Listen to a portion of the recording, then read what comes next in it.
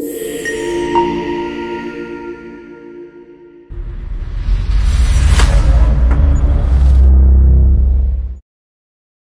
Indian Armed Forces or the Indian Army has long been protecting the sovereignty of the nation, its integrity, along with protecting its people from all sorts of odds. There's no doubt that by having the second largest standing army in the world, the Indian Army is definitely providing the youth a type of life which is definitely less ordinary, a type of life which is full of valor and courage. But when I tell you this, a quick question comes into my mind. Why is the Indian Army still in a shortage of soldiers and the officers? Hello and welcome, I'm Priya Yadav and you're watching Nation Plus News. Today we are at Cafe Local and with me are two very special guests. First one being Captain Meera Siddhartha Dave, who is a veteran, an entrepreneur, an educationist, and a motivational speaker. We'll talk to her about the role of women into the armed forces, her experience in Kashmir, and why the youth should be taking Indian Army as their career options. The second guest that I have with me today is the General Secretary and President of Friends of Israel, Mr. Nikentan Contractor. We'll talk to him about the building of the relations between India and Israel into a long term. Let's get started. My first question would be to Captain Meera. You have been going all across the nation talking to students and youth for taking up Indian Army as their career. How overwhelming is the response that you've got from them? Hi Priya, thank you, and it's wonderful interacting with you. So when I say I don't ask students to take army as a career option, because what I believe is army is not a profession but it's a way of life, and it is something you cannot choose. It is something who chooses you. So army chooses you, army sees in you. Do you have it in you? Do you have that capacity? Do you have that capability? Because it is a huge process which a student, a cadet has to undergo even before thinking of being capable of wearing that uniform or thinking of being in the armed forces. So what is required here is that there are many qualities which is necessary to wear that uniform. First of all, you have to have a very rigorous selection process. That is the entire thing which I would want to share to the viewers of your channel through you, that when I speak of armed forces, it is one of the biggest organization in the entire nation, and the examination which is being conducted is much more tougher. It's much more difficult. When I talk about UPSC, which conducts examination of our IPS, IAS cadres, the same institution UPSC conducts the written examination known as CDS, Combined Defense Services, for the Indian Armed Forces. So it's a notch level higher. It's that difficulty notch is a bit more higher. When I speak about the difficulty level, what I'm talking about here is the applicants number. If I talk about the recent induction in the National Defense Academy, that is in November 2021, for the intake of this year, there were around more than 5 lakh applications, which I'm talking about. In those 5 lakh applications, the women, that is a girl students, were 1.7 lakh odd entries. And the selection will be of only 0.011%. So that is the kind of competition we are talking about here, and that's just one step. You have to undergo a rigorous service selection board interview, which in generally IAS, IPS is of 1 day. But here in armed forces, we are talking about 5 to 6 days of rigorous interview process, which actually evaluates you through and through your psychology, through your speech, through your physical activity, through your education, everything. Then you have to undergo a medical process, the entire screening of your medical examination, that is 5 to 6 days of process. You come in the merit list, you have a competition in the entire India. And then you undergo the training period. You're still not an officer, minded. So you're still not wearing those brass on your shoulders. You complete that rigorous 1 year and 3 years of training in National Defense Academy or Officers Training Academy or Indian Military Academy. And once you clear that, then you don those brass on your shoulders. So I always, I never ask any student to join or take it as a career. No, I first see, do that student have it in him or her, that capacity, as you very much mentioned in your opening statement, it's the sovereignty of the nation, it's the security of your nation which we are talking about. So when you're talking about that, it's not you selected, it's the nation, the security which selects you. So that is the entire process we want to speak on. Ma'am, now that you've talked about the Supreme Court's decision about indulging women candidates into the National Defense Academy, we know that the present number that the Indian Army is going to take is just 19. So I know that we all know that it is a major step towards empowering women by indulging them into the armed forces and letting them inside the National Defense Academy. But do you think that the number should be increased to more than 19? More than just 19? So Priya, you very much yourself mentioned about the sovereignty, about the security, about the respect of the nation, right? So when you talk about all these important terms, you don't talk about the numbers, you talk about the quality, right? So we are talking about the quality here. When it is National Defense Academy, we are talking about the cradleship of the leaders. All the generals are from that National Defense Academy. So we are training the future leaders out there. So when you're talking about the leaders, when you're talking about the soldiers, the officers who are going to be there to protect the nation's sovereignty, the security, we don't talk about the numbers. We talk about the bestest of the best, the creamiest of the cream. So here, it is a starting step. It was a long ordeal which we were working towards, and we were very happy to secure it in February 2020 by the intervention of Supreme Court, Honorable Supreme Court. And it is a welcoming step. And as I say, the steps are one by one. You don't haste when you talk about your security of the nation, right? So it is a welcoming step. It will be a gradual process. We want the best of the leaders to come who are there to train their own men, who are there to secure the nation, the citizens of the nation. So I'm sure this is just not the end, this is the starting part of it, and there's a long way to go. Definitely. For a moment, let's head to Mr. Nikentan Contractor. Sir, I would like to know that in the recent days, in the recent years, India and Israel's relations were largely based on agriculture, but now it is also targeting on the military strategic relationships. The Indian Army's advanced surveillance systems is largely based on the Israeli systems. So do you think that now is the time when the educational curriculum of the students who are volunteering and going in exchange program to Israel must have the military training imbibed in their curriculum? Yeah, first of all, I'd like to say that yes, the relationship in defense in last 25, 30 years, we are celebrating 30 years of diplomatic tie-up with Israel. In 30 years, it has drastically changed. You have a lot of military training going on in Israel. There, experts coming and training us. A lot of equipments being bought from Israel. So obviously, this is one field which is a very serious field, and this is happening because the global situation is like that. Right now, the global situation is, if you look at the map, is that you have a lot of people becoming very aggressive, like the Russians, the Chinese. So in that aspect, we need to have a collaboration between Israel and India and a few Arab countries like Dubai, Qatar, and other places as a security of the world. You know, now it's not only the nation, but it's the world security which is right now impaired. So obviously this collaboration is going strong, will remain strong.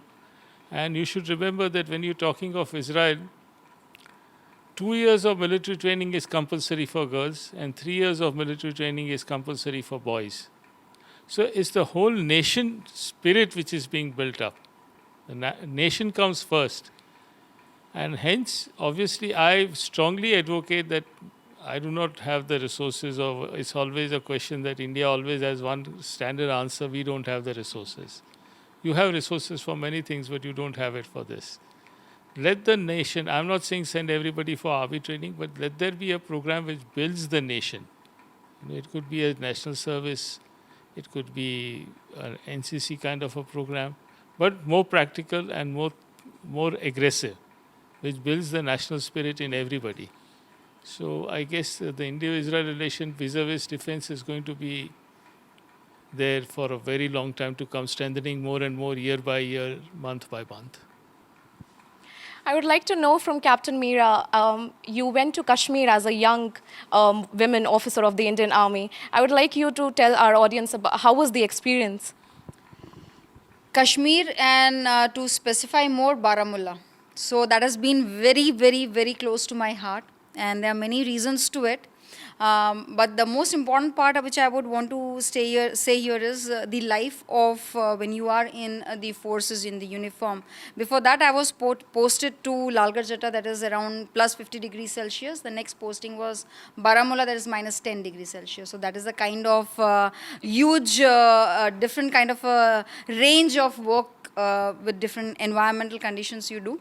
Now comes Baramulla, Kashmir. That is very close to my heart because of the project which I was handed over. I was given the responsibility of project of Operation Sadbhavna, and in that project, I am very happy to share to your viewers is that project was of empowerment of the women specifically of those local women of Baramulla who had lost their sole bread earner male member of their family in the militancy attack. So those women were empowered.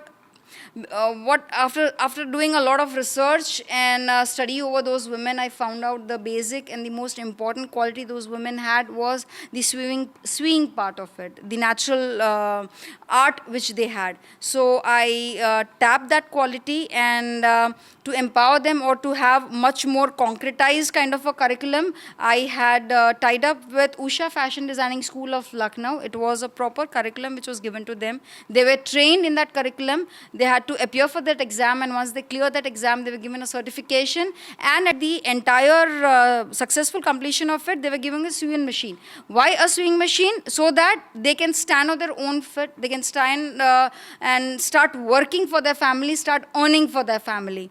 And I'm very happy to share this that under my 2 years of tenure there in Baramulla, I had empowered more than 150 plus women out there and had a wonderful relation, a very close relation with them, had learned a lot from them. They learned a different side of army, because interacting with an army officer, a woman officer itself, it is itself a different kind of an experience. That is what they were very happy about. And the second part of it was under Operation Sadbhavna project. I had taken them for a Bharat Darshan. So when I say Bharat Darshan, it is not only sightseeing.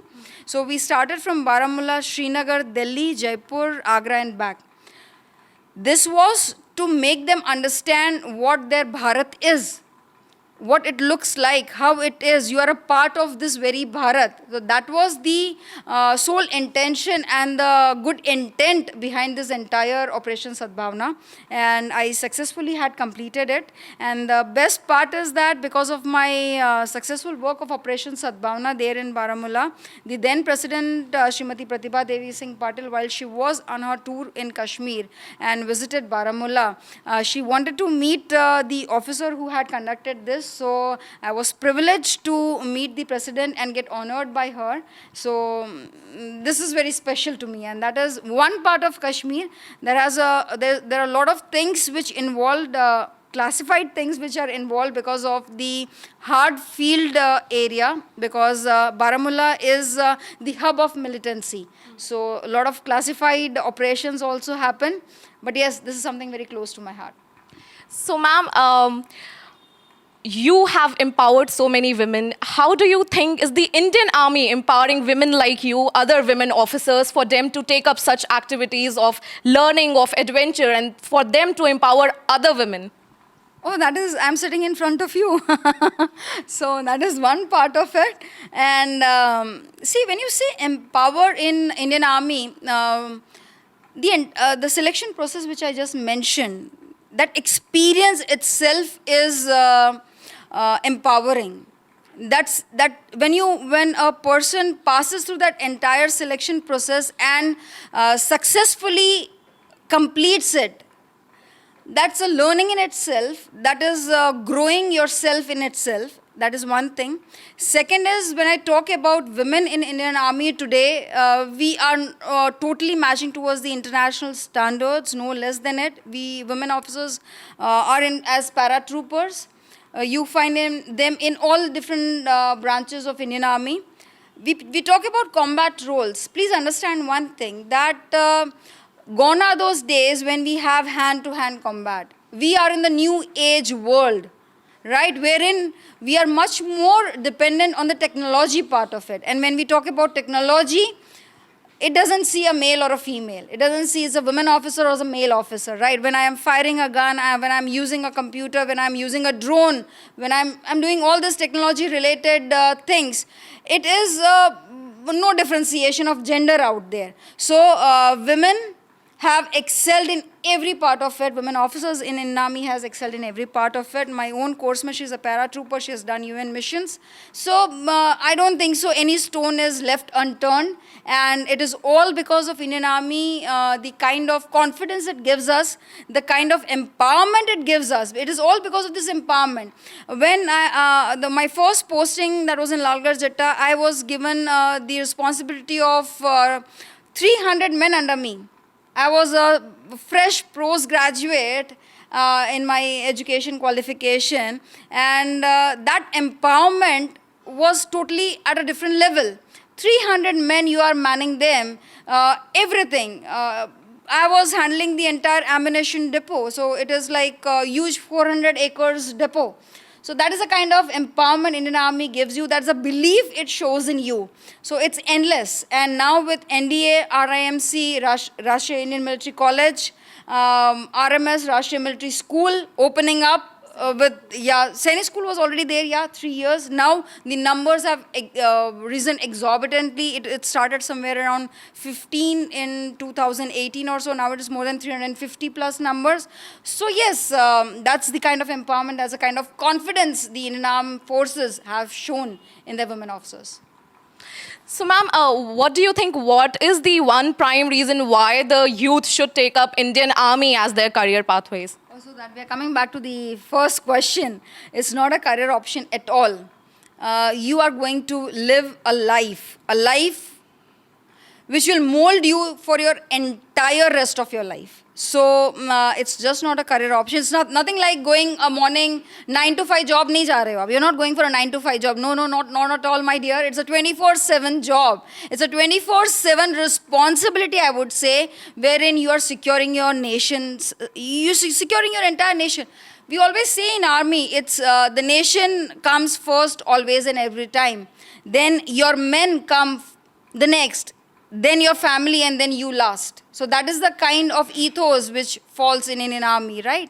So you don't choose this career, it chooses you. I would again go back to the first question.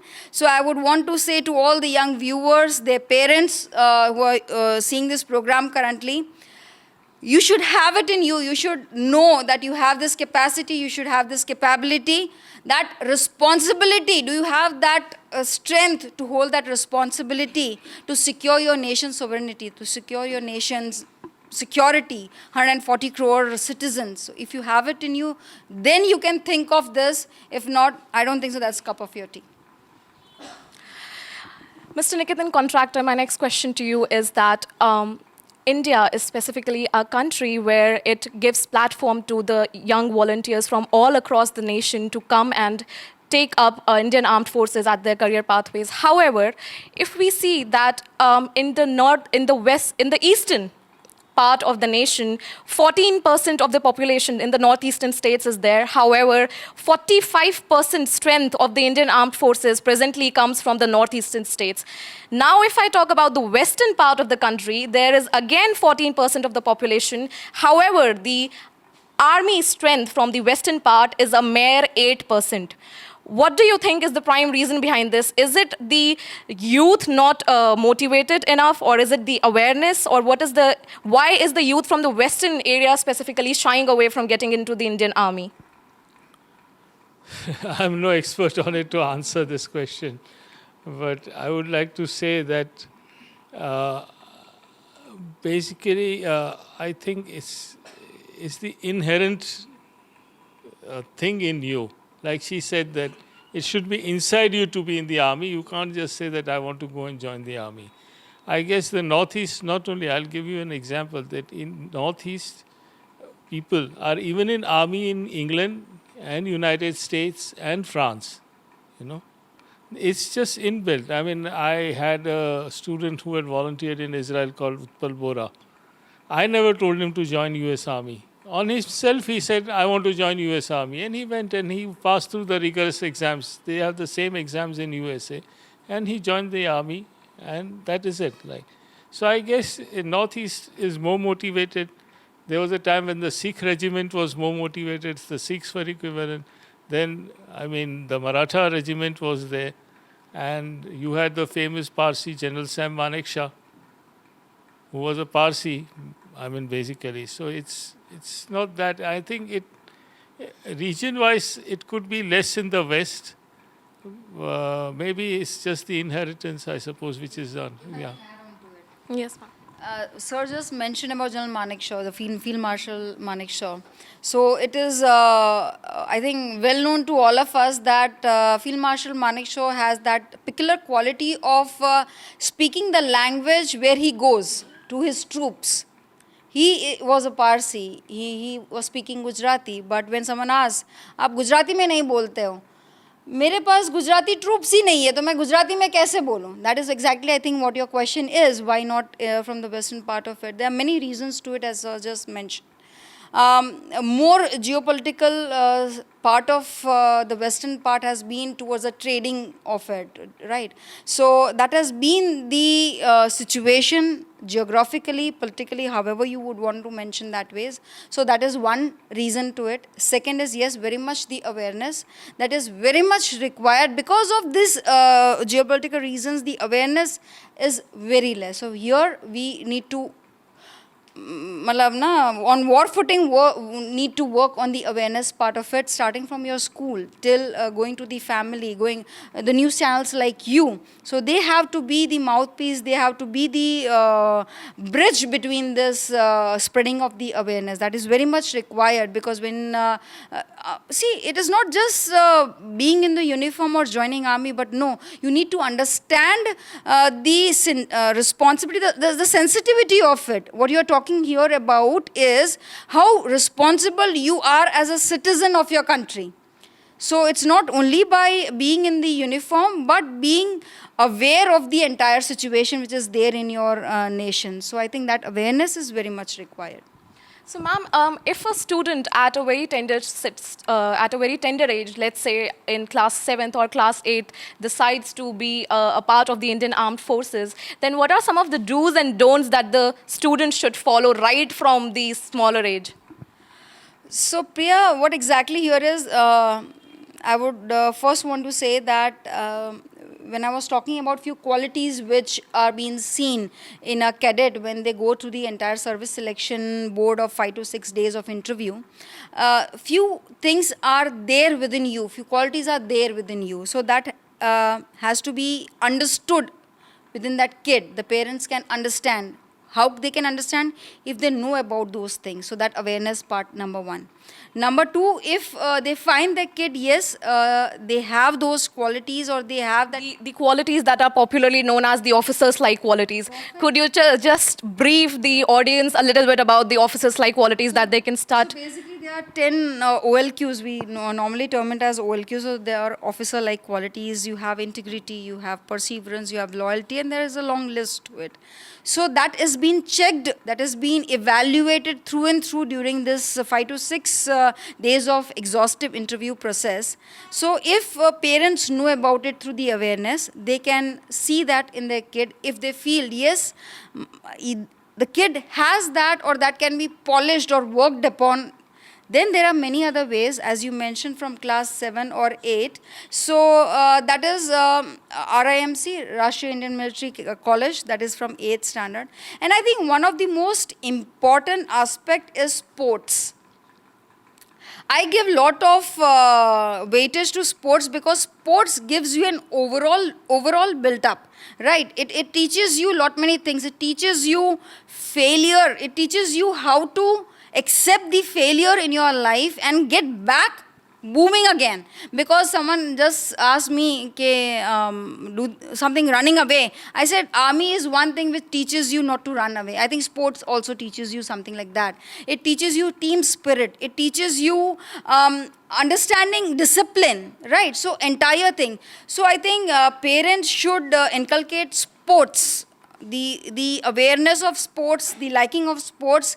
And it's not कि मैं badminton खेल के आ रहा हूँ full racket. No. It's serious sports we are talking about. It is the discipline we are talking about here. So that inculcation from a tender age, if that is there, I think you have a long way to go. Definitely, ma'am. In the recent decision that has been taken up by the Indian Armed Forces to recruit the soldiers into the Indian Army in the form of tour of duty, which is one of a kind in itself, how do you take that decision? See, tour of duty, there are many aspects to it. What I think is, it is if you think it in a positive manner, it is inculcating the sense of responsibility within the citizen to understand their nation, to understand their nationality, the security of the nation. Please understand that. आज एक citizen जो है, a citizen is the first soldier of a nation. Right, it is not the duty of a person wearing uniform, a soldier, to protect the nation. No, not at all. Every citizen's duty is to protect the nation. So tour of duty is kind of giving them that insight of what it is to understand the security of your nation itself. It is just not staying here in India in your home, working 9 to 5, watching TV, moving around. No, not at all. It is because of this nation, you have that nationality. Please understand that. So to have that feeling, to have that understanding, that sense of responsibility, I think this will inculcate that particular aspect. Moving further, there's a lot of brainstorming which has to still undergo to it, and we have a lot of experts to do on it. But that is one take of me, which I think is towards this tour of duty. Mr. Nikentan, like you had conducted this program over here today, do you think such more programs in the state of Gujarat or in the western part for awareing the youth about the armed forces and the career and how it gives a life which is definitely less ordinary than the corporate lives that they can get outside, do you think such programs will further help the youth to take up Indian Armed Forces as their career? I don't think that these programs are basically just awareness programs. If it is the school, it is the college, it is your institution which has to really work hard on it. You know? Frankly speaking, when she talked about sports, you can count sports people on hand in Gujarat. Right? You have to. You just see the world boxing champion right now. Zareen, I think. Zareen, right? Just see where she comes from. Right? Mary Com, where she comes from. You see? You have to, it's the schools, the colleges, the institutions, and the people themselves, who have to take it up as a sort of a passion. Otherwise, it's not going to happen. I mean, programs like me are just awareness programs. People would come, people would listen. And let me tell you, it's a very sad fact that the youth involvement in these programs is zero. The same program in Pune or Kolhapur, I would have at least 100 students in the class. Here, no. There are many things which need to be inculcated from the basics, to make people different. I don't see, a Gujarat regiment being developed so soon in the army, but I do wish that it develops. There are few Gujaratis who are joining the army nowadays. Definitely they are joining the army. They are,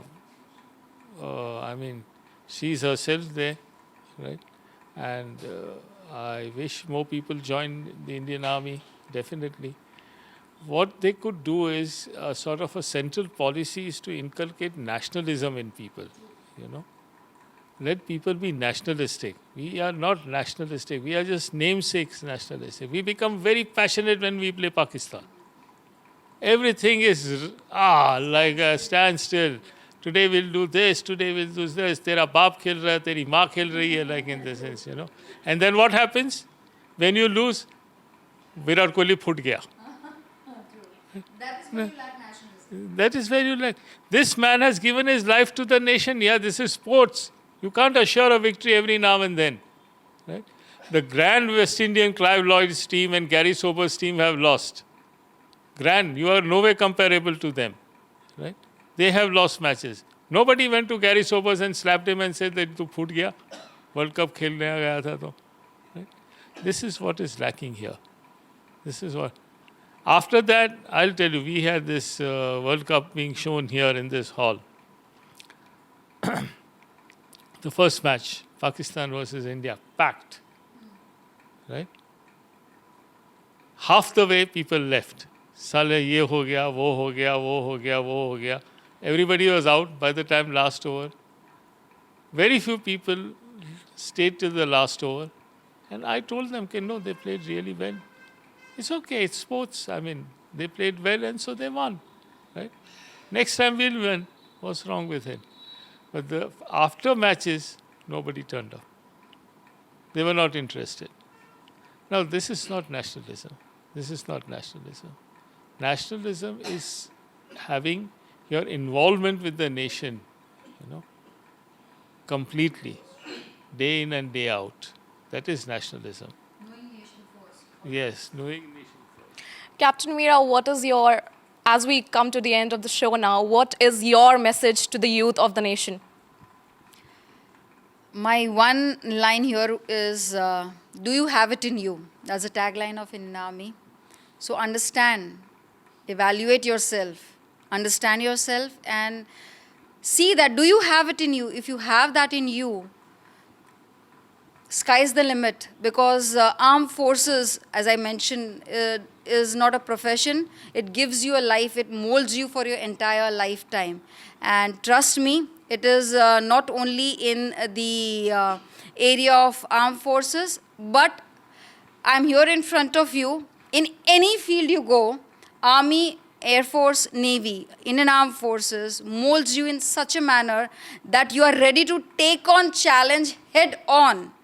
You would want to take responsibilities and fulfill it with flying colors. So that is what you would attain when you wear that OG, when you wear that uniform, when you hold that responsibility. And you will excel in any field of your life. But it is only possible if you have it in you. So if you have it in you, go for it.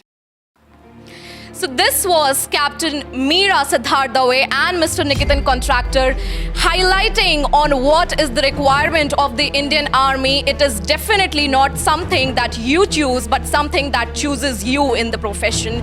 And let me also correct myself, it is not a profession. So the only message that the youth can take away from this is that progress yourself, do things that can be ultimately utilized into the nation building and into the progress of the nation. With cameraman Sachin Parmar, Priya Yadav, Nation Plus News. To get more updates like this, subscribe Nation Plus News and press the bell icon. Also, follow us on our Instagram, Facebook, and Twitter handles.